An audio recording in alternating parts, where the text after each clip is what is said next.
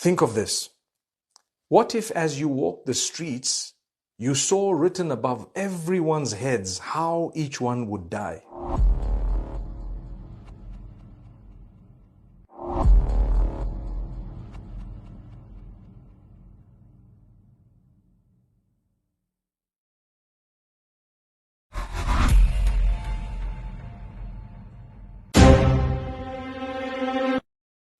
That's crazy.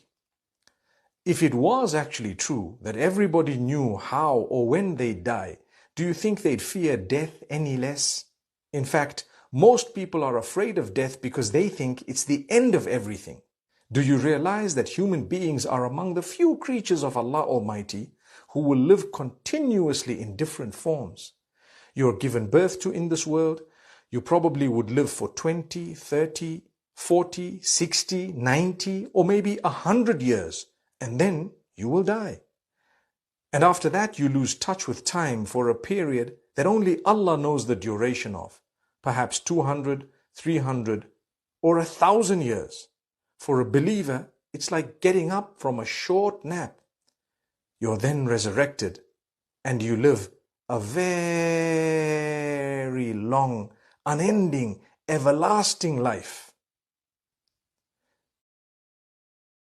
So this means that death is not the end of everything. It's just a short period of time, like a speed hump between your creation and your everlasting hereafter. But most people are afraid of death for two reasons.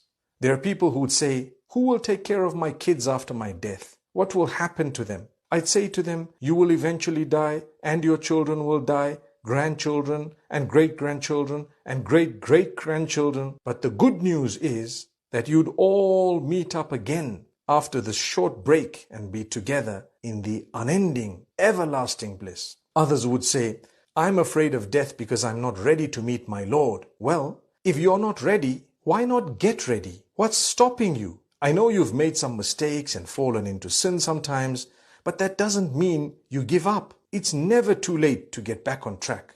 If you're doing something wrong, start doing the right thing before the time comes. Don't be from those who sell all of this for a little of that. We're always afraid of death, but do you realize that if we do the right things, it will ultimately free us from the shackles of this world to the freedom of an unending life full of bliss and happiness, where we'd meet all our loved ones again with no worries, tribulations, challenges, ill feeling, enmity, warfare, or any negativity. What really matters is where you are after death. That's why Allah has given us the choice. We can choose to do good or bad. The path to the good is by doing three things. Firstly, by bearing witness that there is none worthy of worship besides He who created us in the first place, Allah. Secondly, by fulfilling the rights of others. All dues should be given to the rightful owners. Seek forgiveness from those you've wronged. Thirdly, by staying away from all forms of major sin and seeking forgiveness of Allah often, as taught by the Prophet, peace be upon him.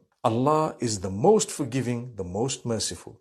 If you do these three things, then you have no reason to fear death. Always bear in mind that you're going back to He who is more loving and merciful than any mother towards her child. And remember, the Prophet, peace be upon him, said, "Whoever looks forward to meeting Allah, Allah looks forward to meeting him too."